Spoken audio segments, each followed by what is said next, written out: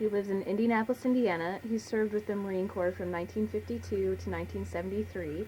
His highest rank was Staff Sergeant. He's also the most decorated Marine from Indiana. Today is September the 10th, 2002. We're doing the interview at Home Place Library in Carmel. And my name's Emmy Huffman. I'm working with Senator Lugar's office. What made you decide to be a Marine?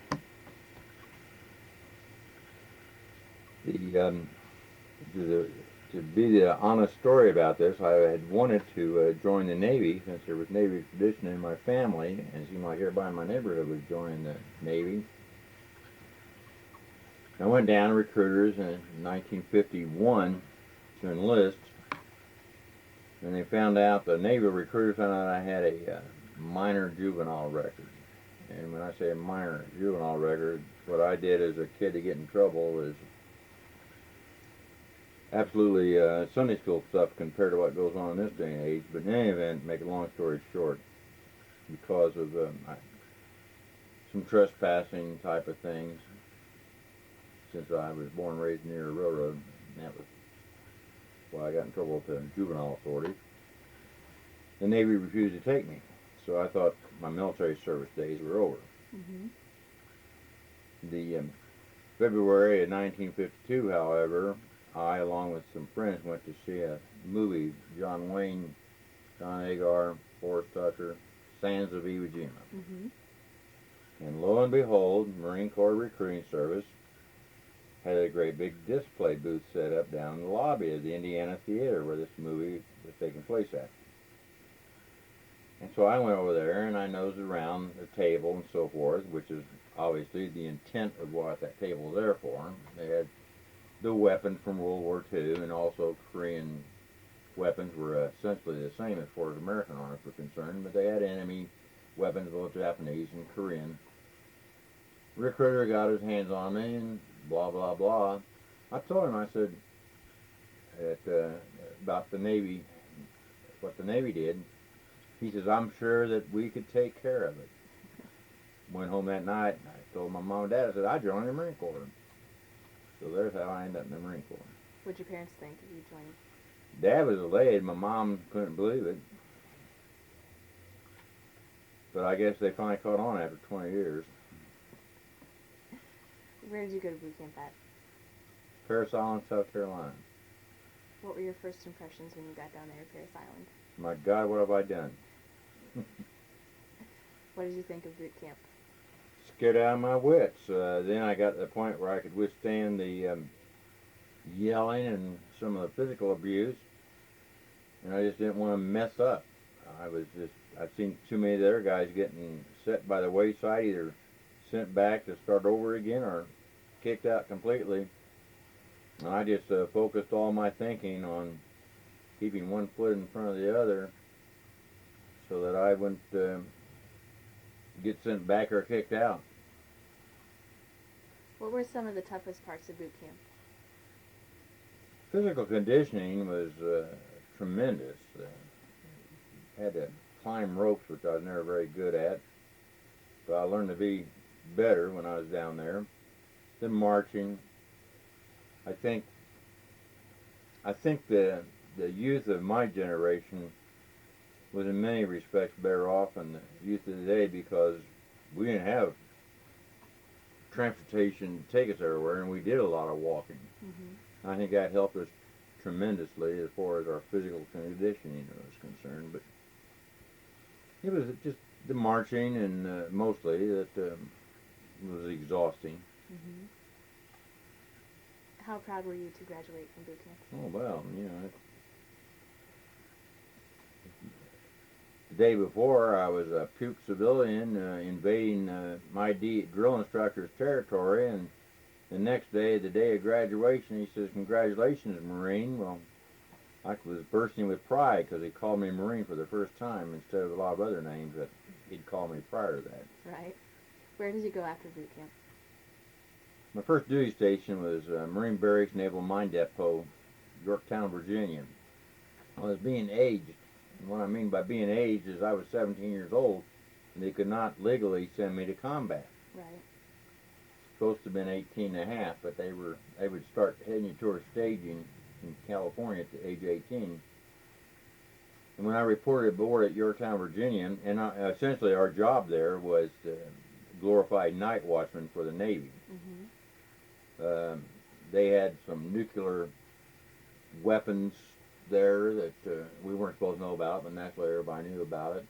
Plus they made torpedoes and mines, a lot of other weaponry there. And the Marines' job there was to protect lives and property and all those buildings and whatnot on about 1,000 acres out in the middle of Virginia pine forest. Very boring duty, but I suppose it was something essential, plus the fact we were being aged. Shortly after my 18th birthday in August of that year, I was on my way to Camp Pendleton for what they call staging regiment as a replacement for Korea. How long were you at Camp Pendleton? The normal staging at Pendleton itself was 30 days, but then they tacked on another 10 days for cold weather training at Pickle Meadows, California, which incidentally was one of the smartest things the Marine Corps ever did, because Pickle Meadows was up in the Sierra Nevadas. And even though it was like summertime, the latter part of August, 1st of September, when I was up there playing Marine maneuvers and whatnot, it was still freezing up there in those mountains, snowing and everything else. And it really gave, the reason it was such good training, because it gave us an opportunity what we were going to face in Korea. Right. Other than that, it was a lot of physical training again. We went on some horrendous marches because of the Dolor Stamina, because the rigors of combat is really physical. When did you leave for Korea? Pardon me. Our training was completed around the last of September, and we went aboard ship at Pier 5 in San Diego around October of 52. How long did it take you to get to Korea? Something like 27 days. Nobody could figure out why, and then they said because we had a zigzag. And why did the North Koreans have submarines? And matter of fact, they brought up the fact that no, because of the USS Indianapolis. And back in those days, hardly anybody knew what, kids anyway, didn't know what the USS Indianapolis was all about. So we learned about the tragedy of the USS Indianapolis, about zigzagging. So we zigzagged our way across the Pacific. What did you think of the trip over? It was boring. It was crazy. I didn't like it a bit. The only good part of that, it taught me a good reading habit, because I read every paperback the ship's library had, I think. I'm probably joking about that, but I always had a book in my hand, plus the favorite Marine game in those days was pinochle, and played a lot of pinochle. But it seemed like there was a line, guys going to chow all the time. I remember that very well. You only ate twice a day, but you might as well just, some guys, they did this. They got in line, ate chow, and then they got back in line so they could eat their other chow. What were your first impressions when you arrived in Korea? Stunk, smelled like a outhouse. That was my first impression. It was a shock. Had a minor shock because we just, in Japan, you're talking about the Orient. It's far removed from Meridian, Washington Street of Indianapolis, I'll tell you that.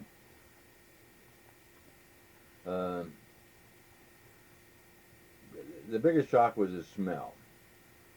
And it was still hot at that time. That was, like I said, that was October, and it was still pretty daggone hot when we got there. That was soon to change,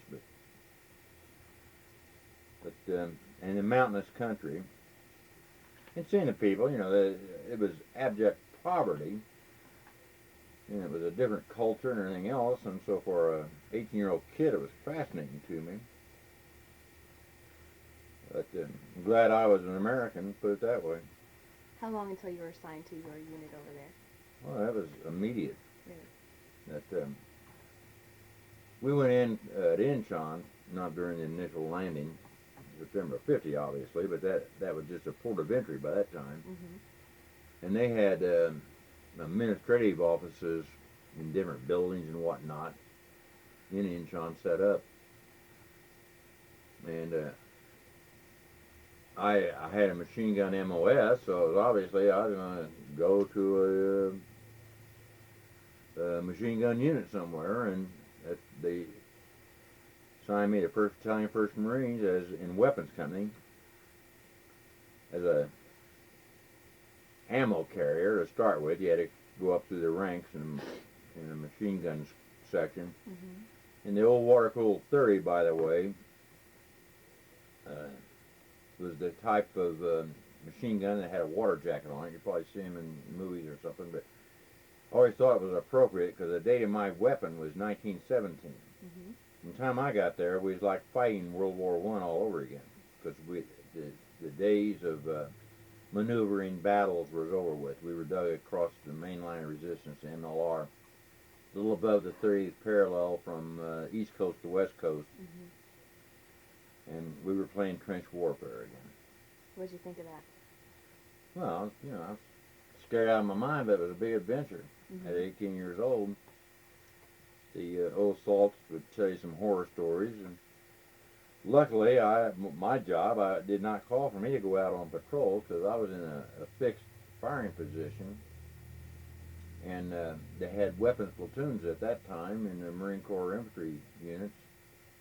So if they needed heavier weapons, then the light machine gun or air-cooled machine gun would go with the patrols. Mm-hmm. So there were daily patrols that would go out. Sometimes they would have casualties, sometimes they'd capture prisoners, sometimes they would inflict casualties. Mm-hmm. But it was like everything I'd ever thought or read about regarding World War I and what the doughboys went through in the trenches of France. Mm-hmm. How long were you over in Korea? I was there from October till around February. And the reason I was there for such a short time is because in 1953, the first elements of the 3rd Marine Division were committed to Japan, and they needed a cadre force to help the 3rd Marine Division set up over in Japan. And so some of us were assigned to do that. And the idea at the time was 3rd Marine Division was going to come into Korea. Mm-hmm. As it turned out, that threat helped with the peace negotiations that took place in July of '53. But of course, nobody knew that at that time. But they were going to commit 3rd Mardiv to Korea, so I went back to Japan. Still as a machine gunner, went to Nara, Japan. Ended up with 2nd Battalion, 4th Marines. And ironically enough, then I ended up going back to Korea, and I left from Korea in 1954, coming back to the States. When you got back to the States, where were you assigned to? At that time, there was what we know as Naval Avionics was then called Naval Ordnance, out on 21st and Arlington. Mm-hmm. And they had Marines out there. They had a detail of about 30 Marines maybe, guard the gates, whatnot. If the main gate there, if you ever go out there, the main gate or the main entrance of I forget what they call that now, Navstar or something. I don't know. Anyhow, if you go in that main entrance, to the right used to be the Marine barracks. Mm-hmm. Right across to the left was the mess hall. And then they sent me there because they figured, well, my enlistment's up. He's in his hometown. Be a good place to get rid of him at. And I said, well, I got knocked. You know, I'm in my hometown and good duty here, liberty every night, practically. I said, I'm going to re-enlist. Sure enough, I did. And sure enough, about 2 months later, they sent me to Norfolk, Virginia. So much for staying in Indianapolis. What'd you do out in Norfolk? I was I guess best way to describe it was I was mischievous. I wasn't a bad Marine. I was just I kind of played as hard as I worked. Mischievous, like I said. And then, to make a long story short, I was a private, a hash mark private. 4 years in, I'm a buck private. Because of some of the stunts I pulled and some of the commander's punishment, captain's punishment stuff I had to withstand. So when I reported into this place in Norfolk, Virginia, at a place called Camp Elmore, top secret, highly sensitive electronics military complex, which I didn't know anything of any communication. I had no idea, like touch two wires to get everything else. I didn't know anything about electronics, so I'll never forget when I reported aboard there. Matter of fact, I wrote about that in this book here. One of my books I wrote called 101 Sea Stories, those tales Marines, sailors, and others love to tell, is in this, about this reporting into Camp Elmore. This big first sergeant of mine, he takes one look at me and he sees my ribbons on my blouse and he sees my hash mark and he sees them slick sleeve, and he says, "Just what in the hell am I supposed to do with you?" And I said, "First sergeant," says, "I would not presume to tell a first sergeant what hell you're supposed to do with me." So he shook his head and he said, "You're gonna," he said, "you see that coffee pot behind me there on that table?" I said, "Yes, sir." He said, "You're gonna take care of our coffee mess." So I sit there for about 3 weeks. All I did was make coffee, and when the colonel needed a cup of coffee, I'd run it into him. The sergeant major come running in one day and he said, "Myers, you know how to type?" Had a bunch of papers in his hand. And I said, "I failed typing in high school." And he kind of said, "Why does that not surprise me?" He says, "Well," he says, "we're going to hone up on your failed skills." And they had this newsletter that had to come out every month, and evidently the person who had done this job got transferred, and the colonel was raising devil because the thing hadn't been out. So I ended up being the editor of and a publisher and the reporter and the whole kit and caboodle of the Elmore Marine, their monthly newsletter. Did you enjoy that? Yeah, I got a bang out of that. I got in trouble doing that too, because I thought I was Clark Kent or somebody, and I was doing all these expo things, buildings falling down and talking about top secret buildings. I shouldn't be doing this, and a lot of other little tidbits that annoyed a lot of people. But the colonel liked it because nobody ever read the damn thing until I took it over, and everybody was reading it, seeing what I was going to come up with next. It led to another MOS for me of a basic 0100, which is an administrative man, which is a clerk typist type of position. I don't think the Marine Corps knew what they were doing when they gave me that MOS, but eventually that 01 MOS saved my career to a degree, because after I got shot up in Vietnam, they were going to get ready to kick me out, but I talked them into keeping me, and they put me behind a desk. But I guess that's yet to come in your interviewing here. So I stayed at Elmore for almost 4 years. Really? The whole time doing the newsletter thing? Yeah. Just about my main job. So what year was it when you left there?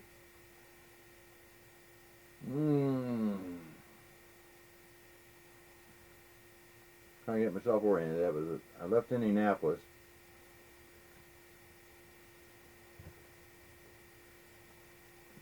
Two, 45. Left Indianapolis in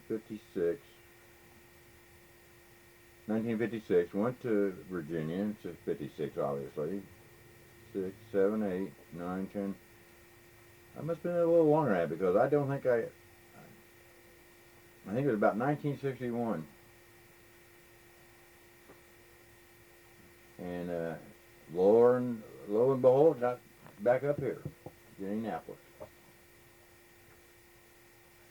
I was attached to the reserve unit in Indianapolis, 61, 62. then I went to Camp Lejeune, North Carolina. And I'm pretty sure that was 62. Yeah. 1962, I went to the 1st Infantry Training Regiment at Camp Elmore, which is a part of the Camp Lejeune complex, as a troop handler. And a troop handler is essentially a junior drill instructor. At that time in the Marine Corps, they were taking them right out of boot camp to Infantry Training Regiment. So they'd busload them, would come up from Paris Island, and they'd dump them off on us there at Camp Elmore, and then we would put them through Infantry Training Regiment. Makes sense, we put them through Infantry Training. Had them usually 6 weeks, then they would go on their way, whatever their regular MOS is going to be. And we take another group, do it all over again. How long were you there at ITR training? Left there the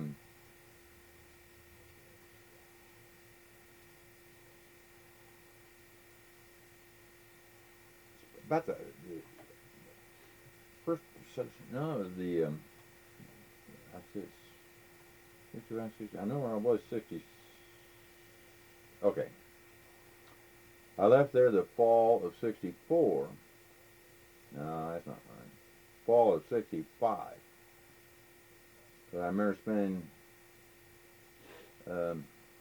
Christmas at Camp Pendleton. Christmas 65 in Camp Pendleton. This time when Vietnam was heating up, did you think you'd end up there? Oh yeah, well, that's why I went to Camp Pendleton for. Yeah. Had you wanted to go to Vietnam, or? Well, as a Marine, that was our job, you know. I mean, there was a lot of guys that didn't. We used to call them barracks bums. They started digging holes to find out how to get away from going over there. Strange thing is, though, that of course during that time frame, I guess that was 63, 64, we had that little to-do down in Dominican Republic on the Lejeune side, that 2nd Marine Division that was in on there. But we thought we was probably going to go to war with India, because there was some bad vibrations going on with India at that time, and then all of a sudden, all this come up about Vietnam.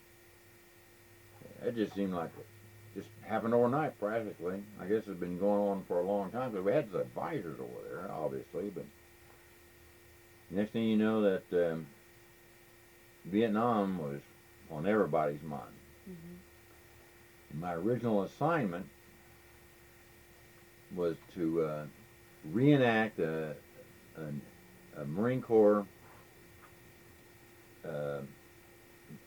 MP, Military Police Battalion, a combat battalion of MPs. Hadn't had one since World War II. And that was where my administrative skills were used, plus my infantry skills of leadership. So I went out to Camp Pendleton and administratively helped put this battalion together. And that was quite a job. Unfortunately, I'd done too good of a job, and instead of going over with them, they needed some help in the legal section at Marine Corps Base Camp Pendleton, and I got stuck at Camp Pendleton until almost August of that next year, 1966, because I didn't fly over to Vietnam until October of 66. And they finally let me go I ended up the assistant legal chief of Marine Corps Base Camp Pendleton. So you were glad then to get your orders for Vietnam? Oh yeah, because, you know, I was getting antsy, plus the craziest job I ever had in my life. All the disciplinary problems. I never had a job like that before.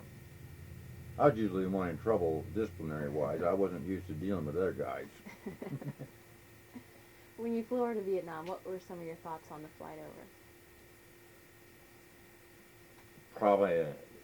Probably feelings of an adventure that I'm facing. The only apprehension or stabs of fear was when we started to land. And I put that in this book. That's my war book. Your War, My War, Marine Vietnam. when we started to land, we weren't even supposed to look out the window ports. Supposed to get the curtain down, but naturally everybody was looking out the damn window ports. You see all this tracers and all this firing and stuff. It was at night, but you still see all these flashing, the bullets and whatnot going on down there. And that old icy chill started going up my back. Then I said, "Holy cat cow!" I said, "We're going to land right in the middle of a battle," because we had no idea what was going on down there. And then the captain got on the hotline there and told us not to be concerned by all the fire that we saw down below. That was reported that was all friendly fire. Still made you think. And this old gunny sergeant, I could always remember him. Him saying, "Well," he says, "don't sweat it, boys." He says, "It's going to take them at least 15 minutes to issue weapons before they throw us in the line." Make you feel any better? No, not really. So some guys started laughing. Did you feel like you had more experience being in Korea? Like, oh yeah, knew what to expect? Yeah. I had no apprehensions, not to start fear like some of them had. We got a good lesson that night, though, because it was like we landing. After we landed, they started processing us. It was just like routine, like nobody was even thought there was a war going on, and they just everybody around us was blasé. The ones that were in country. And the matter of fact, that first night I went and looked up that outfit I was telling you about. Them, I served with the 1st MP, and I spent the first night with them. Got about half in a bag on their beer and whatnot. So you had a good reunion that night. I had a good reunion with some old comrades that first night in Vietnam. And then the next morning I was a gunnery sergeant from the adjutant's office at the 3rd Marine Division Association, and he just kind of laid it on me. He says, your choices are narrowed down. You can serve with the engineers or you can serve with the artillery. And I said, well, between the two, I'll opt for artillery. And that's how I ended up in the artillery. And here again, the dual MOS has helped me because by this time, somewhere along the wayside, I had lost my 0331, which is a machine gun MOS, and but I did have retained the 0311, which was Marine Rifleman, infantryman, Marine infantryman, if you will. And so, but by that time I was a buck sergeant, so that I was called an infantry unit leader, 0369. I was also 0141, which was at that time was called an admin chief. In other words, I could take care of a Marine office, take care of the paperwork. I'd have people below me doing the work, so I would supervise it. So this gunny I'm telling you about at this reception center, he says, "I'm putting you down as admin security chief for 1st Inch Howitzer Battery." I said, "Fine." I didn't know what a 1st Inch Howitzer was when I walked into there, but I found out quickly enough. A very powerful piece of artillery. We had 5 guns. They were self-propelled, which meant that they rolled around on tracks similar to a tank. I mean, they had a big gun turret on it. Almost looked like it came right off of a ship, off of a destroyer. That's how big the turret was. Bigger than a tank turret, anyway. And I spent over a year with 1st Inch Howitzer Battery. What kind of things were you doing there? Had these cantonments, which is basically like a fort, if you will, barbed wire all around, these guard towers in different positions. And so for a long time we were outside of Da Nang. And my personal job is I didn't get to travel around too much because the guns were farmed out. We'd send a gun here, we'd send a gun there, or whatnot, to help support other infantry units. We always maintained at least one gun at our cantonment area, sometimes 2. But other than some enemy probs, they would hit us. in our little fort, or prison farm, if you would. If you can picture a prison farm down in Georgia, it would be another good illustration of what I'm telling you here about this cantonment area. Sandbag dwellings. We had what we called hooches, which was galvanized tin roofs. Seabees threw up these plywood and 2x4 buildings with screens on them, and we call them hooches. We had general purpose tents, which is the big 12-men squad tent. We have a belt of sandbags around these tents 4 feet high. Had a field kitchen. We had a cook that cooked our meals for us. We had guys that manned the guard towers, and one of my jobs was sergeant of the guard, which meant I had to go around and keep my eye on the security. I was, security chief, so obviously I had to keep tabs on the security of the battery. And I would even form patrols and go out around the area to see what we could see around our fence line. Can you describe some of your most memorable experiences from that year? Well, the most memorable experience then happened, I think, the 27th of January. I had to look at my book.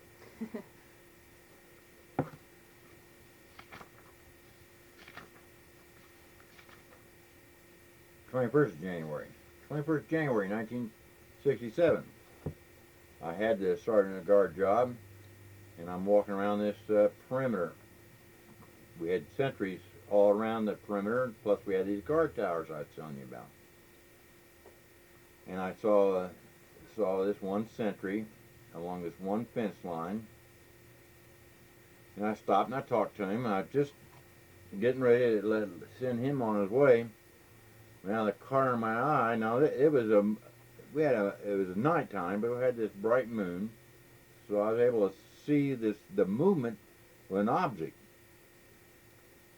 And I never will know why I knew that was a hand grenade, but it was a hand grenade. Mm-hmm. And because I just took a glance at it as I started to move away, and I yelled out, top of my lungs, "Grenade!" And I heard it plop. I went where it was at, and I threw it back. Well, to make a long story short, they did that 2 or 3 times. And I picked them up and threw them back. And it started out, it was a major attack by the VC. And they threw these bamboo poles. Now, I'm not talking about little bamboo poles. I'm talking about the size of tree trunks, probably 10 to 15 inches around. Mm-hmm. And they threw them across our barbed wire and was using them for bridges. And they looked like trapeze artists dancing across those bamboo poles, coming right into our area. And I'm standing there with a .45 pistol, and I knew I wasn't going to stop them. I didn't have enough firepower to stop them. But I had machine guns on either side of me, and I started yelling at them. I'd get those machine guns working. And this kid I had just talked to, I sent him back to our command post, and I said, get the reactionary platoon down here. And a reactionary platoon was just that. They were like a reserve unit, ready to fight in the case you needed them. So I'm standing out there by myself watching these enemy soldiers come bouncing across our wire, getting closer to me all the time. But then our machine guns started focusing in on them. So at that time, the reactionary force come charging up, and I says, there they are, go at it. And so they started fighting them. So I had little to do but to encourage them and direct their fire.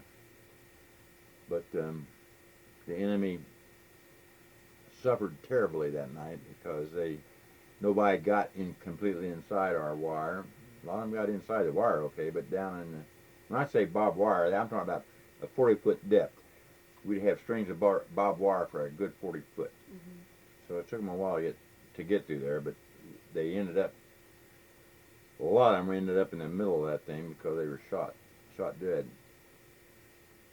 I ended up getting the Bronze Star for that action. That was my first medal I got in Vietnam for picking up those hand grenades and throwing them back at the enemy. What made you decide you would pick them up and throw them back? Boy, I'll tell you what, girl, that's the same question my battery commander. He says, Sergeant Myers, he says, where did you get the presence of mind to pick those hand grenades up and throw them back? And I looked at the man like he's an idiot. And I told him in all honesty, because, sir, I didn't want the damn things blowing up in my face. Makes sense. It was just a reaction. I have no idea. Yeah. Other than the fact that I knew they were bombs and I didn't want it blowing up in my face. But most honest reaction I could say about that, but that I didn't want them blowing up. Of course, the citation looks good. You know, it talks about how I got wounded because there was one that I knew that was. I tripped over one of my men, this guy at Satterfield, getting to the damn grenade, and I knew that I wasn't going to be able to get that thing good enough. And I just heaved it the best I could with sand and everything, and it got me in the back of my calf of my leg.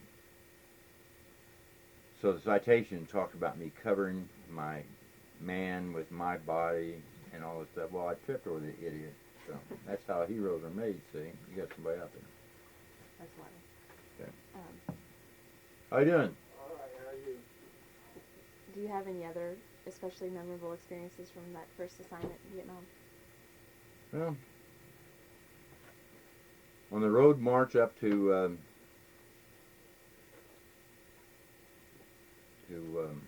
Phu Bai, I remember that. It was like we were driving, like I'm saying, these great big Caterpillar guns were marching, going down the road and everything. They'd blow up mines on us. Remember that? Probably the most memorable thing I can remember about that time frame while I was still with them was I had went on R&R to Singapore, and I was in my khaki uniform.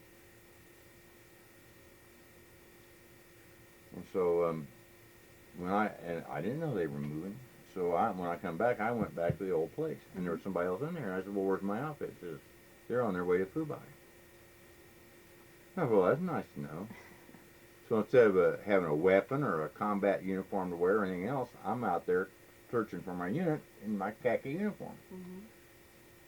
And so I finally find them up at Phu Bai right in the middle of this firefight. You know, the enemy artillery's come in on us and all this crap. And that was just something different. Here I am in our dress uniform right in the middle of an enemy artillery attack. And welcome back to the unit. So the first thing I did, I said, "Where's my sea bag? I gotta get out of these clothes." What was your second assignment in Vietnam? Went to Charlie Battery, 1st Battalion. Well, before I went to them, I was still with the 1st 8 inches when I got that assignment to Julian Hill, the 1st Combined Artillery. And that was an interesting job because I was a convoy commander.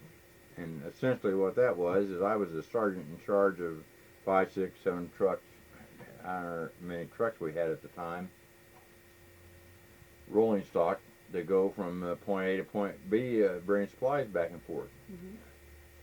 Jewel into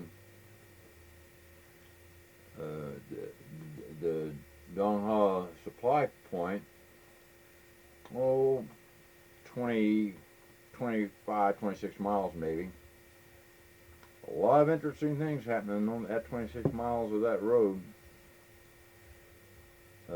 One thing I vividly remember, too bad you don't have a camera because I could show you a picture here. I do have this. I don't know if you can do that, if it's going to do any good to the book or not. One time we was coming in Dong Ha combat base, and we heard these enemy shells. I'm in the lead truck, and these enemy shells started coming over our head. And when actually you kind of hunch your shoulders, you jerk down. A little scary here in the enemy artillery, but they hit on the combat base itself there at Dong Ha. And the next thing I know, the base is blowing up. And I thought it was like a daggone atomic bomb had hit the thing. I don't know if you can get a picture of that or not.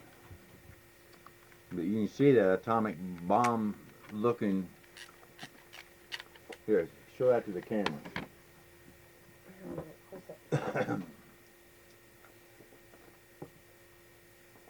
And the picture below the mushroom cloud, that's the aftermath. And what had happened is those enemy artillery shells made a direct hit on the Dong Ho ammo dump. And the entire ammo dump cooked off, went up in the air. Boom. As you can see by the devastation there. This is when you were outside the wire, right? Yeah. Okay. Yeah. And they wasn't even going to let us in. Oh, yes, you will. So that was really exciting when I was at Julin. And of course, I forgot that you said you had read this book. Then you'll also remember the ambush going back to Julin Hill. That they used RPGs, which was rocket-propelled grenades. And first, though, they had set a mine off, but they had shot at our truck first, and there's even a picture of that truck in here with the shattered windshield. And I always thought it was one of the enemy soldiers had prematurely started the ambush. In other words, he goofed up, he messed up, because when he shot at our truck and it shattered our windshield, my truck driver by the name of John Leroy Williams from Oklahoma. I'll never forget that guy if I live to be 100. But the blast of the automatic rifle caused him to jerk the wheel. It was just a reflection. It kind of jerked the wheel to the left. Well, as he jerked that wheel to the left, the mine went off to the right, which meant I was forced against John even harder, bounced right against him. But he was able to get us out of that mess. But as a last resort to stop us, they fired this RPG, the rocket-propelled grenade. And the thing I remember about that RPG was it whooshed by us, and it landed over in a damn rice paddy to our right. I figured it was a complete miss. As we tooled on down the road, the truck behind us started flashing its lights and honking its horn. And I told John, I said, I'll get out and running board, see what that's all about. I got out there, our truck's on fire. And we were carrying ammunition, machine gun ammunition, and hand grenades. And my first reaction was to jump. I'm bailing out right now. But some sense of loyalty took hold, and I got back in the truck. I told John, I said, we got to ditch the truck. I said, the damn truck's on fire. And he's wanting to argue with me about it. He wants to, I don't know, either that or he wasn't listening to me. And on top of everything else, we were nearing Julin, our position at Julin, and they're under an artillery attack. We could see the blossoms of earth exploding and going every which way. And he drives on that hill in the middle of an artillery attack with a blazing truck. And I'm yelling at him at the top of my lungs, cussing at him, telling him to stop that damn truck. So he stops the truck, and I start to bail out. And he grabs a hold of my arm. He says, we save the truck. And I said, save the truck, or are you out of your mind? I had some other choice words to say, too. I don't believe he wanted to save the damn truck. So he shamed me in to help me. He went and flung my arm away, and said an oath, and said, I'll do it myself. And he got out of the truck, got up in the truck bed. I shook my head and I said, I got to see a psychiatrist one of these days. That's all there is to it. So I found myself standing next to him unloading these burning boxes of ammunition. Luckily, there's only 6 or 7 of them that actually had flames coming out of them. And it had been raining and the ground was muddy and whatnot. So we quickly had these burning boxes in the mud and the water puddles down there and where they hissed and whatnot. And enemy artillery is still going off around us. I said, okay if I leave now? He made some rude remark about taking care of his truck, so I jumped off the truck. He moved it away, and I went on down the command post. Where I lived, and all I want to do is rest. But no, that wasn't to be. We chief corpsman that I lived with, the naval corpsman down at the battalion aid station, which was a bunker. If you can picture a house this size that we're in, and this is a pretty big size house, 10 feet underground. Mm-hmm. They were called engineer bunkers, and they were at least this big, ceilings and everything, with rooms. 10 feet underground with sandbags on top of them. So I went down there, and I no sooner got in the battalion aid station, and old Chief Hensley had a evil grin. He says, "The major wants to see you." Major was the commanding officer of the Combined Artillery Battery. Big red-headed guy. I said, okay. So I went to report to the major. Campbell was his name. Later I remember when he made Lieutenant Colonel. Anyway, Major Campbell, big red-headed Irishman. He says, "What's the scoop I hear about you and Wiggins playing kamikaze, burning ammunition truck on the base during an artillery attack?" So I told him a story about Corporal Wiggins. I said, he may be the dumbest man I've met lately, or the bravest. I said, but I think he deserves a medal at some time. I think he deserves a Bronze Star for saving his truck. Major Campbell laughs at me. He says, "That's the damnedest recommendation I ever heard for an award in my life." He says, "But I agree with you. I think he deserves something too." So he tells me, he says, "Go find a beer."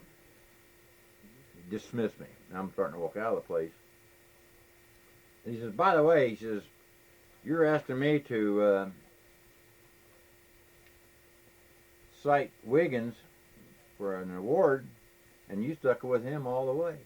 You was by his side all the whole time."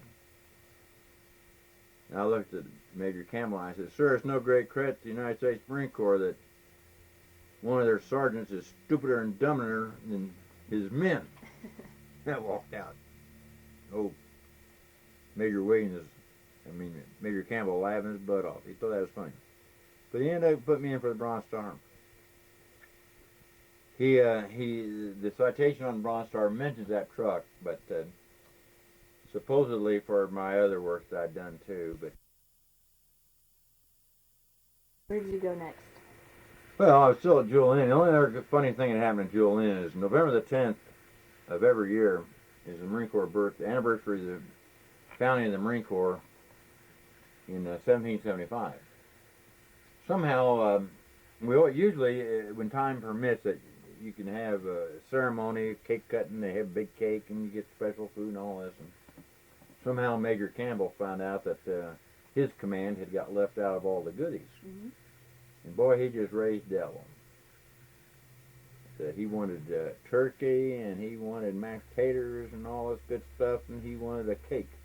The commandant's message, and he wanted to have a ceremony on Jewel Inn Hill. So he calls me in there. He says, "I want you to do something for me." Well, what he wanted me to do, he wanted me to go down and pick up this stuff with one truck and this Jeep. Here we are on this roadway with the 26 to 30 miles where it was. Every time you turn around, somebody's shooting at you, and he wants me to go down with this small one Jeep and one truck, and do all this stuff. And I said, "Boy," I said, "that's what I like about my commanding officer's can-do spirit, him doing the canning and me doing the doing." But I always remember that sitting in the back of this Jeep had a big piece of plywood about like so, about, I'd say 4 feet by 2 feet. It was used as a platter. Mm-hmm. And they had some kind of a foil across it, make it look pretty, I suppose. But anyhow, they had this gigantic cake with the Marine Corps emblem on it and all this. And I'm sitting in the back of the seat with this stupid cake on my lap. And somehow, he had managed, Major Campbell had got this helicopter to act as a spotter for us and protection as we came down the road. Because you had to drive real slow with that damn cake on my lap. And it was an Army helicopter, and I always remember that Army helicopter pilot, he would call me on the radio. I had a radio handset there. And he'd say, "How's the cake doing?" The cake's at checkpoint 1, okay. And there's a picture of in here of that cake too, by the way, in this war book. War book, right? By the way, the war books, both of these books are in the Library of Congress, so I'm not going to give these to you. You can go to the Library of Congress and read them. They're there. Where were you assigned to after you left Berlin? I went to Charlie Company, 1st Battalion, 12th Marines, and that was a 105 artillery battery. We was up at Camp Carroll with Donholm Mountain looking right down on us. And the enemy had a couple of 75 millimeter howitzers up there on the high ground. I didn't really understand why we let the enemy have the high ground, but here again, I'm not a general. But they used to, as it turned out, they had them dug in caves. So there's an interesting story behind how we finally decided to go up and get those artillery pieces. But they were this large mountain, over 1,000 feet, 1,000 meters, over 1,000 meters tall, looking right down on us, and we're on this mesa, plateau, whatever you want to call it, flat mountaintop of our own, smaller than the one that covered over us. And every day we get shelled by them. Mm-hmm. And of course we were right on the DMZ, which is the demarcation line across separating two countries at the 17th parallel. And they had heavier artillery out there that they would bring in on us. And it wasn't too many ground attacks, but they would a couple times they went and tried to hit our wire on a mass attack. Found out we were too tough of a nut to crack. So their main way of keeping us in the war was daily artillery barrages. Mm-hmm. And when I say daily barrages, I'm talking about it was an off day if we didn't get 1,000 rounds of enemy artillery. Wow. On rare occasions, it was, maybe 10, 15. Keep us off guard, maybe one at night or something, but it was always bang, bang, bang. And obviously, every once in a while they hit something. Petroleum dumps would go up, or ammo dumps would go up, something would go up. People got killed. Helicopters come in, take them away, take away the wounded. But I always got a bang out of this part of it. Our infantry support at Camp Carroll was 3rd Battalion, 3rd Marines, 3-3. And the old pesky 75 millimeter howitzers that they kept pestering us with. The lieutenant colonel of this battalion, the battalion commander, we had these outhouses that the Seabees built, which is essentially a portable toilet. Mm-hmm. 3 holders, 4 holders, depending on the number of holes that Seabees felt like building. So this colonel had to go to the head, and he uses one of his 3 holders in his unit area there, and he's sitting there doing his thing, and this 75 howitzer blows his toilet right out from around him. And he's just covered with dung. Didn't get wounded, but except an injured pride. Come dripping you-know-what off of him. He says, that's it. He calls up regiment, division, whatever. He says, we are going to get those 75 millimeter howitzers. Sure enough, operation was mounted, and they brought him back to Camp Carroll. Picture of one of them's in here too. I don't know. You say that camera works? You think it might work? Let's see if I can find that. That was fun. That was a funny thing. If you can get a picture of that. What was really ironic when they captured those and brought them back,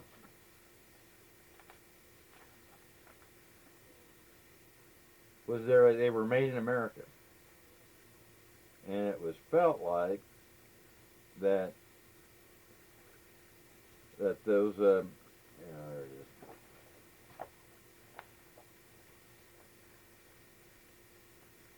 What's the page number? Here, want to hold that up for the One second. Yeah. Anyhow, it was surmised that it was Lend-Lease that we gave the Chinese during World War II. Mm-hmm. Then they turn around and give it to the North Vietnamese to use back on us. So we give it to the Chinese to use against the Japanese, and the Chinese give it to the Vietnamese to use against us. So that was an exciting thing that happened at Camp Carroll. But for the most part, other than getting shelled every day, it was pretty boring duty for me because I'm stuck on the cantonment where the battery got to go around once in a while. Mm-hmm. But then things picked up as far as the excitement was concerned, because then I got the orders to the Charlie 19, which is an infantry unit. Mm-hmm. What kind of things did you do with that group? I was leading an infantry platoon as a platoon sergeant. Supposed to have about 56 men in a infantry platoon.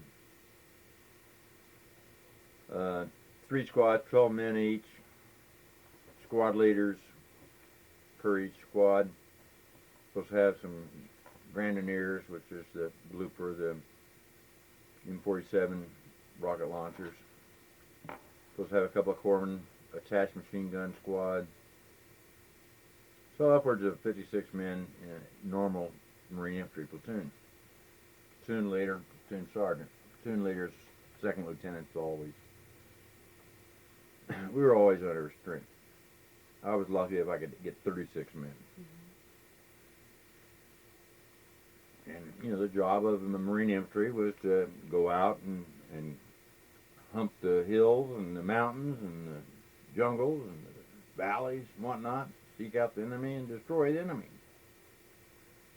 A lot of it turned out to be walks in the woods, which meant we had no contact, but sometimes there would be those moments of insanity where you were involved in some heavy contact. Probably the heaviest contact that I was involved in. I had several situations there.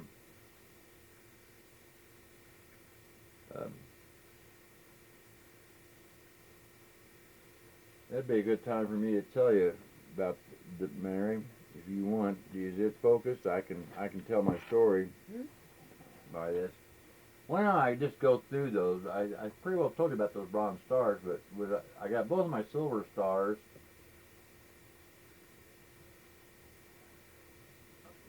While a platoon sergeant with the 9th Marine, so I can tell you something about that. This is the Silver Star Medal with a gold star in lieu of the second award. That's the nation's third highest award for gallantry in combat. And the first Silver Star I got was for action of the 13-14 February 1969. And what had happened is for whatever reason, the enemy must have thought that my platoon was the weak link of the chain, because they hit us with the ferocity of infantry assault and using mortars and rocket-propelled grenades. The job of a platoon sergeant in a time of heavy combat is essentially going from hole to hole, position to position, encouraging your men, directing their fire, patting them on the butt, telling them they're doing a great job, keeping their morale up, trying to hold their fear down. So you understand what I'm saying? You go from one position to the next. Well, you try to be everywhere at once, but obviously you can't. And with a mass assault like that, where it's coming against your lines in force, and trip flares are going up in front of your lines that you sit out, and you see your men setting off the claymore mines at the approaching enemy. And you're taking casualties on the lines there. And part of my job was to also, if I saw a position that was undefended, both guys were wounded or whatnot, I'd go to a narrow hole and yank one of the guys out of that hole. So now I only had one guy in this position and one guy in this position, but at least I didn't have a big gap between my lines. And I also,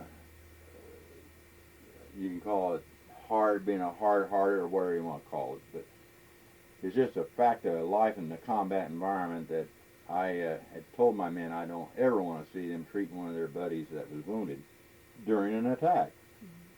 Mm-hmm. You're not going to have time to be treating a wounded man during an attack. Maybe it'll make sense to you by me saying that. for the obvious reason. So anyhow, getting back to that first Silver Star, as I was heading towards my machine gun position, a rocket propelled grenade hit that position, and I knew it was a direct hit because I saw bodies flying out of the hole, and I thought it knocked me down, and the explosion, and I'd already been injured with concussion a couple of times. I was bleeding from the nose and my ears from the concussion. Had some pinpricks of shrapnel on my backside. So anyhow, I got up on my hands and knees like a little puppy dog there, and I started seeing these twinkling lights coming up this hill that was in front of the machine gun positions. And it was enemy soldiers. They were maneuvering by fire, which meant that those lights, the twinkling lights I was seeing, was tracers, green tracers. The machine gun section leader had got blown part way down this hill. His name was Whitehead from Tennessee. Matter of fact, that's what we called him Tennessee. Good guy. He used to kill wild boar for us out in the jungle and barbecue it. Anyhow, I saw these enemy soldiers that was getting near Whitehead's body. So I jumped in the unmanned hole. I saw one of the kids was groaning in his bloody face, and her kid was groaning. He had his foot off. And I cranked the machine gun and tried to fire it, but the thing was messed up. The machine gun didn't work. So I carried a rifle, so I brought my rifle up to bear. It was jammed. It wouldn't fire. Well, I used to carry a shotgun, 12-gauge sawed-off shotgun. I had that thing down to the narrowest point. The closest I could get that barrel to the pump was there, plus the handle. That thing couldn't have been no more than 22 inches long, about the size I'm giving you on the camera there. And so I unsheathed that thing. It was a pump gun with about 6 shells in it. And I just took off downhill to where I saw those enemy soldiers at. And what I did is I kept my finger on the trigger, which meant every time I pumped that thing, every time that thing came back, shell went off. Boom, boom, boom. And I just ran down at them like that. Boom, boom, boom. Well, I sent them to hell and back. Looked like they were trying to drag Whitehead down the hill for whatever reason, you know. Maybe they thought he was wounded. Well, of course I thought he was wounded too. So the tragic thing happened right then and there to me because I didn't know whether he was dead or what. And I started feeling him around. I said, Whitehead, can you hear me? And my hand went right inside his body. So I knew he was gone. So anyhow, I drug him back up to the machine gun position. Then I took the kid that had lost his foot. Can't think of his name now. But anyway, I took him over. I yelled for the corpsman. Well, I yelled, period. I needed some help down there because here I am holding off this mess all by myself, and I ain't got time to be standing there fighting this war by myself.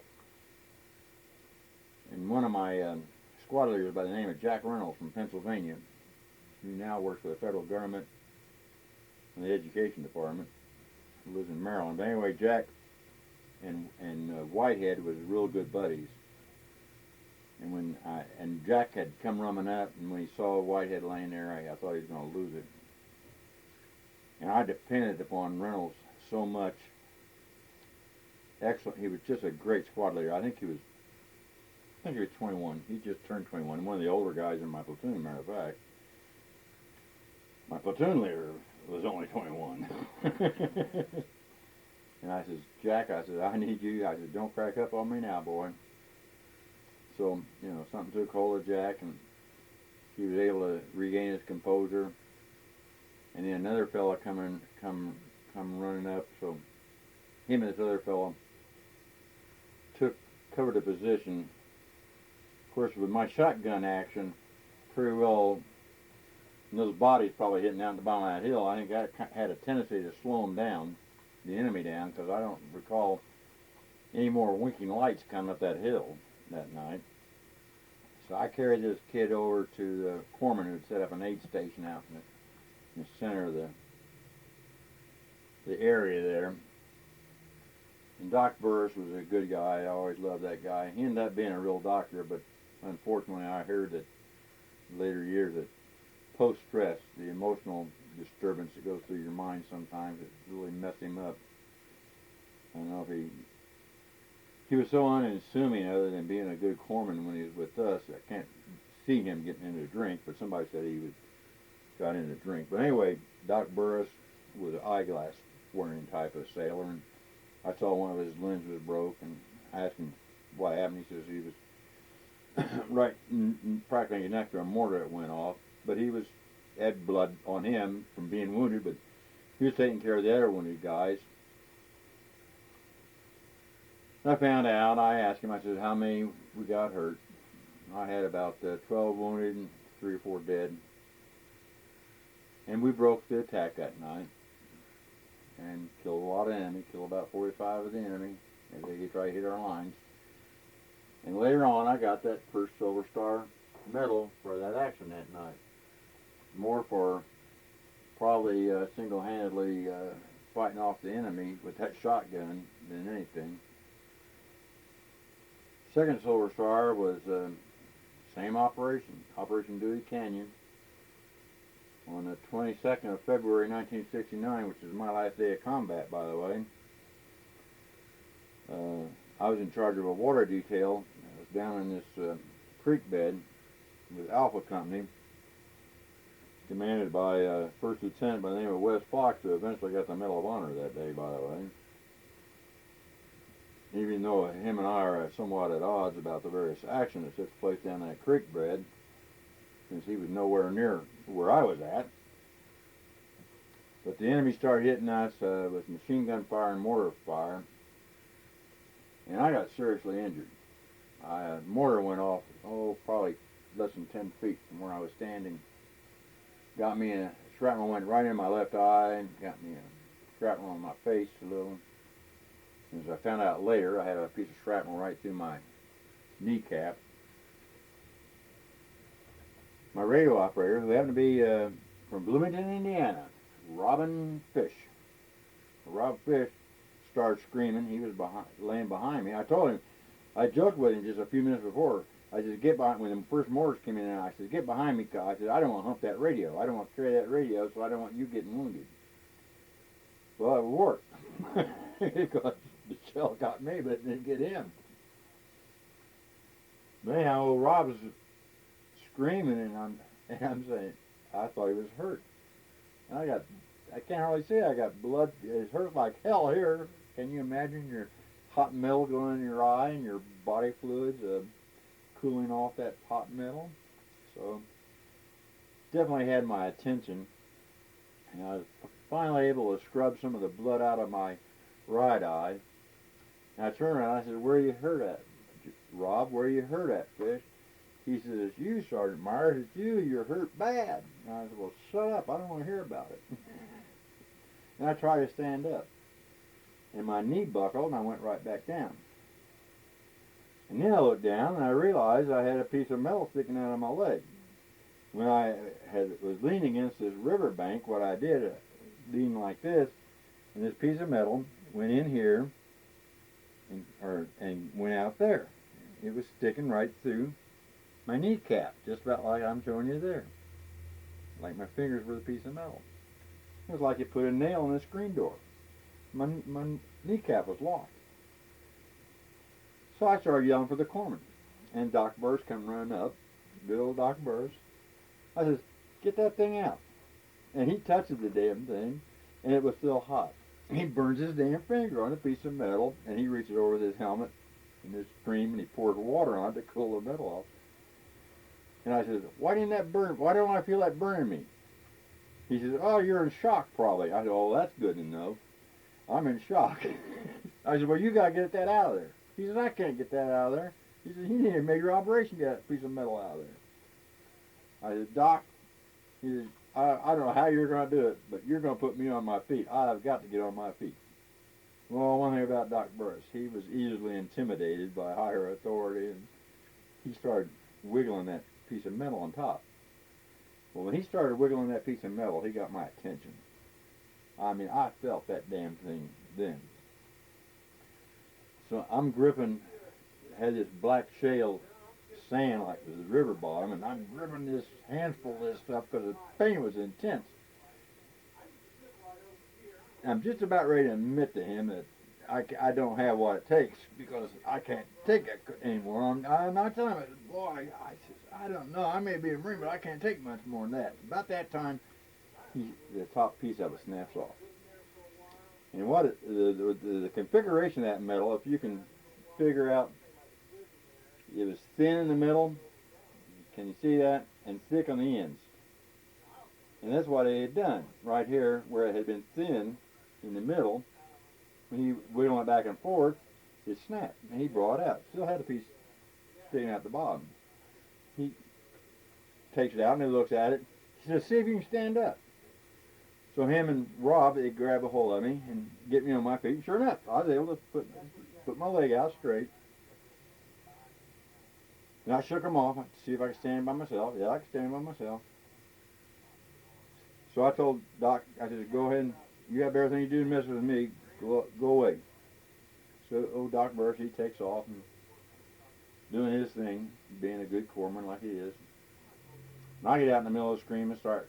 I was a very profane type of a sergeant, which most Marine sergeants are. And everybody was sort of laying on their asses, wasn't doing much, other than I had about 30% casualties, wounded. Guys from the shrapnel was airburst coming down on us, machine guns, fire raking the riverbed. And I started yelling at him. I said, "Hey, I'm on my feet. I'm still running this show. Get off your dead asses and start fighting back better than the way you have been." So I got in touch with my company commander, Captain Jack Kelly, who was 1,000 yards away, 1,000 meters away up in this hill. And I told him what was going on. Ambush. He said he wanted the water detail out of there. Never could figure, to this day, I'll never figure out why he asked me to go see Lieutenant Fox and get a fire team from Lieutenant Fox to escort us back up the hill. Maybe he didn't think I was as coherent as I thought I was. To make a long story short, that we fought our way out of that mess, back up, taking with all our casualties and all of Company A's casualties at that time. Company A stayed down there the rest of the night, and he suffered more casualties. But at that time frame, we went back uphill with our casualties and all of their casualties too, which consisted of several wounded and one dead. And anyhow, that's how I ended up getting my second Silver Star. I told you about how I got both these. Now, this is the Navy Marine Corps Commendation Medal with a V for valor. And there's an interesting award. I was also a C-19 when this happened as a platoon sergeant. A platoon sergeant is never supposed to take the point. He's never supposed to be in the front of his platoon. He's always supposed to be in the middle somewhere. And a squad leader, same deal. Squad leader is never supposed to take the point. Well, somehow, we were going through this jungle area, and one of my squad leaders by the name of Corporal Coffee, he was the first man in line, and for how I ever got to be the second man in line, I'll never know, but I was the second man in line. And we're snooping and pooping down this jungle trail. We have a mountain side to the right of us. We have a stream to the left. To the direct front, there's another large hill mass, and the stream goes around this big hill that we're following to the right. So as that Coffee walks around this bend where this stream was bending to the right, with me right behind him. And there in the stream was about 20 or 30 enemy soldiers bathing, screwing around, just having a jolly old time. And we'd evidently walk right by their flank security. Coffee gets down to a firing stance. He gets off 3 shots with his M16 and his weapon jams. Well, Coffee makes footprints over my face getting out of there. And I can remember trying to get him out of my way as I run forward I get one rifle shot off, and my weapon jams. And the only thing I could think about was get out of there. And so I ran. Well, in defense of my actions, I only ran back around the corner. And I was so mad. I was so upset with myself that I ran in the face of the enemy, because by this time, their flank security had woke up. And these guys are going for their weapons, but their flank security was raking down fire on us, throwing hand grenades down on us. I rip out my magazine. It was in my M16. I take out another magazine, blow all over it, and I hit it on my helmet. I jam it in there, blow all that out.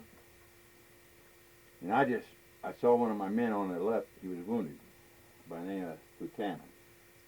Because that little hill mass to our front, it's winking fire at us now, aiming in on Fontana.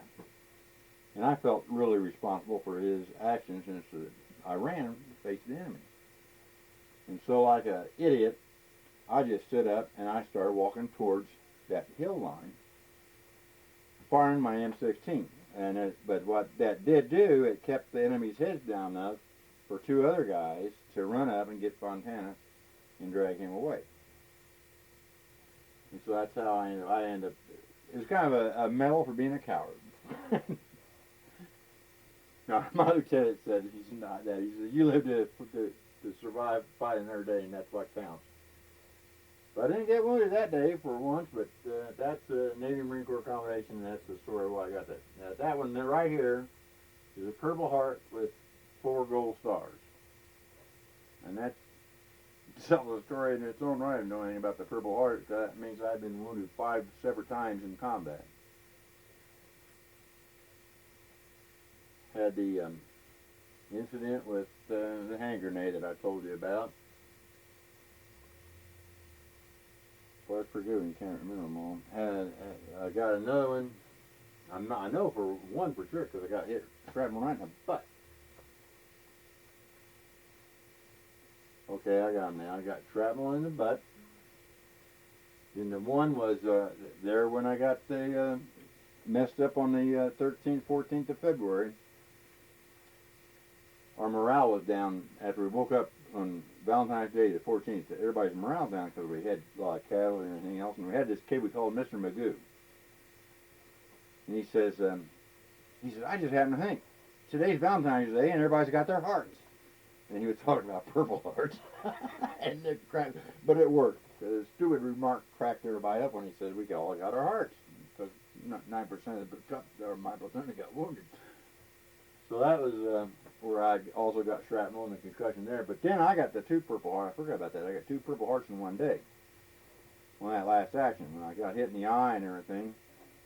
And then later on, as I'm going down to talk to Lieutenant Fox, I got shot in the leg with a bullet. So not only did I get blowed up, I got shot. And of course, there's the Marine Corps Good Conduct Medal for cunning. National Defense. What else we got up there? Have I been through this before? Korean Service? Yeah, I've been through that before. Cross of Gallantry. Where's that Cross of Gallantry at? That's an interesting medal there.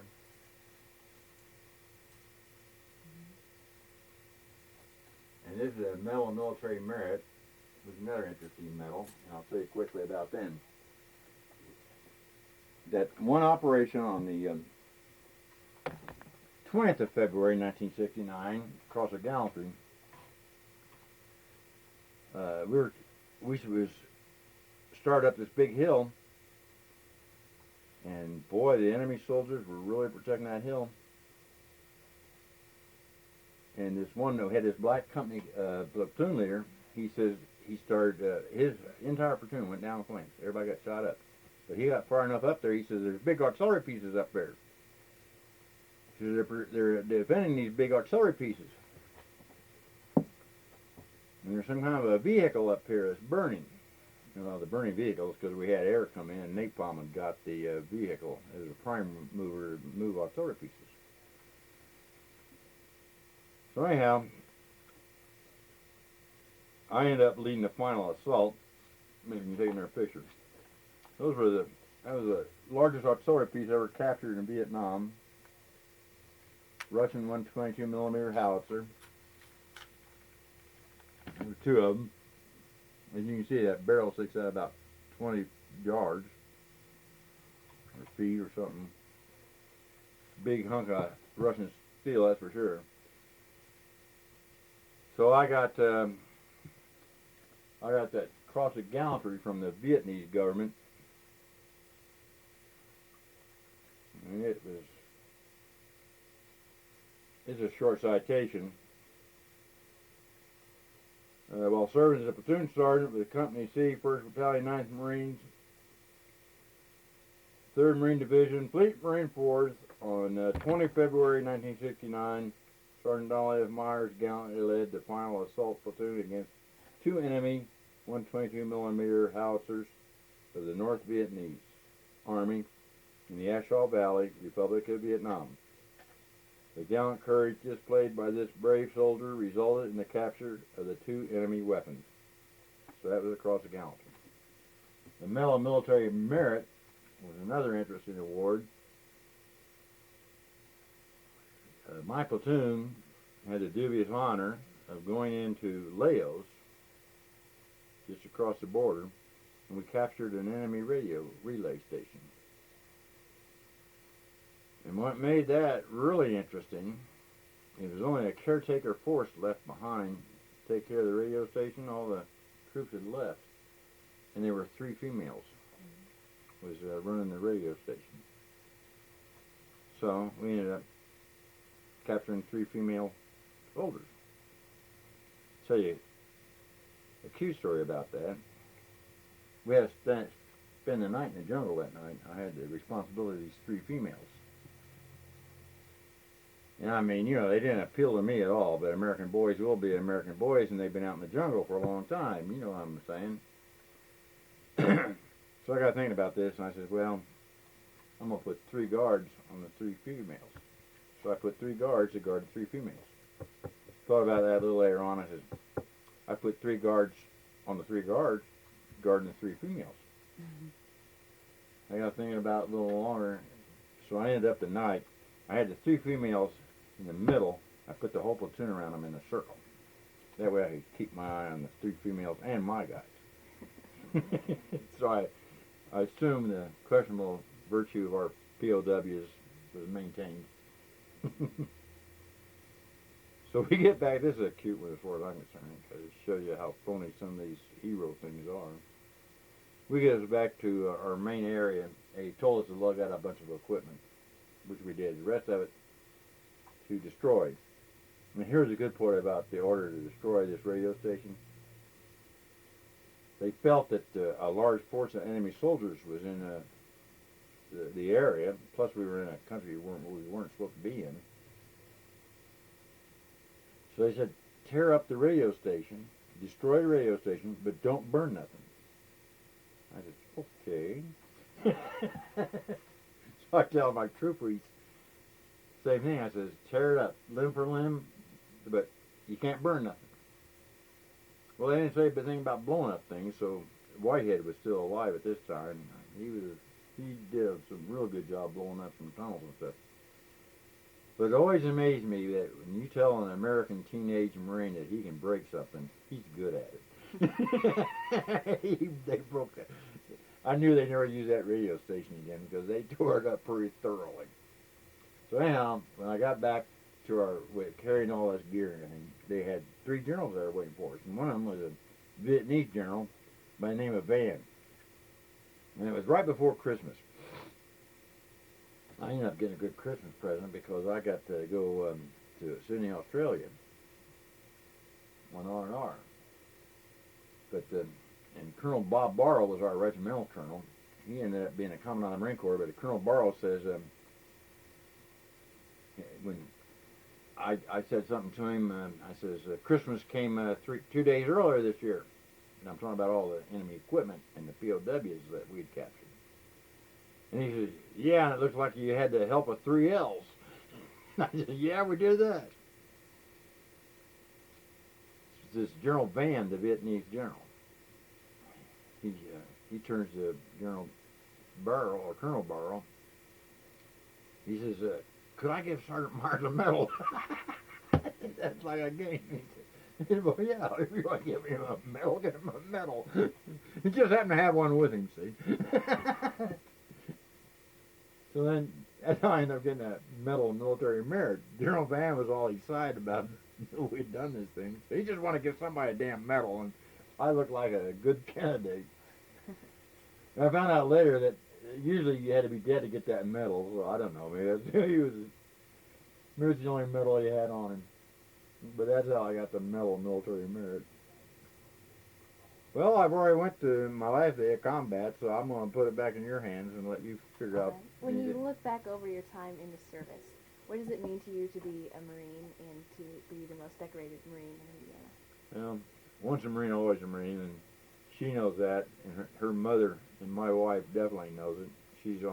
Gets on me once in a while when she gets tired of her horse and says, "You love the Marine Corps more than you love me." And I said, "Nobody told me to get at you to wife." No, I'm still a Marine at heart through and through. As far as the awards are concerned, I like to think I got my head screwed on straight when it comes to them. I'm not going to be a phony and say that I'm not proud of them, because yeah, I am. But I look at it in different ways. I have a different perception on some of those awards than people who perceive what they thought they saw. I understand you have to have awards for valor, for the morale purposes, and I appreciate that. And just like the Medal of Honors winners always say, they say they wear their medals for the guys that they were with, and I feel that way really close. Of all the military awards that I feel I really deserve was my second Silver Star. When I got shot all to hell there, I was legitimately out of action. I could have just sit there and hoped somebody could have carried me out, but I did not choose to do that. So, yeah, I feel deserving of that second Silver Star, which incidentally was put in for a Navy Cross, and didn't get that. Matter of fact, there was any consideration of the Medal of Honor. That's another story in its own right, I suppose. Like I said, Lieutenant Fox didn't like me too well. But I've felt that if they can be used to help our citizenry or help our military or anything else, then use them. I've told the Marine Corps that. I tell my other Marines, I said, if you can figure out a way to use those for the benefit of the core of the country, or our youth, to teach our youth something, then do it. Mm-hmm. And I take advantage of that. This idea that developed in World War II and was also manifested in Korea, that you don't talk about awards, you don't talk about combat, you don't talk about your feelings. I'm against that. Mm-hmm. And I like to go to schools around the state, and I've been to a lot of them. I take that uniform along, and I'll talk about my medals sometimes, or I'll talk about warfare. I have kind of a dog and pony show I put together. Mm-hmm. And I think that if I can instill a little patriotism in the kid, if I can instill a little history into the kids, give them some truth of the matter that they're not finding in some of the school books about warfare, then the medals are worth it. That if they can do some good, great. Mm-hmm. And I know that you got some of these young warriors in the Marine Corps right now. I was down at the Marine Reserve Training Center this past weekend, Sunday. They asked me to give a little talk. Well, if I didn't have those medals, nobody wouldn't want to hear me. Now, who would want to hear this stupid old Marine who's shooting a bull? But the kids were in awe because of this story behind the awards, because they're young warriors themselves. Mm-hmm. And I tell them, I said, don't go out there looking for medals, and I guarantee you, when you're in the heat of combat, you're not thinking about medals neither. But if you follow what I'm trying to say, if there's any good that we can get out of them, fine. Other than that, those medals and $1 can get you a cup of coffee in most places. Mm-hmm. You understand? Well, thank you very much for coming in today. My pleasure.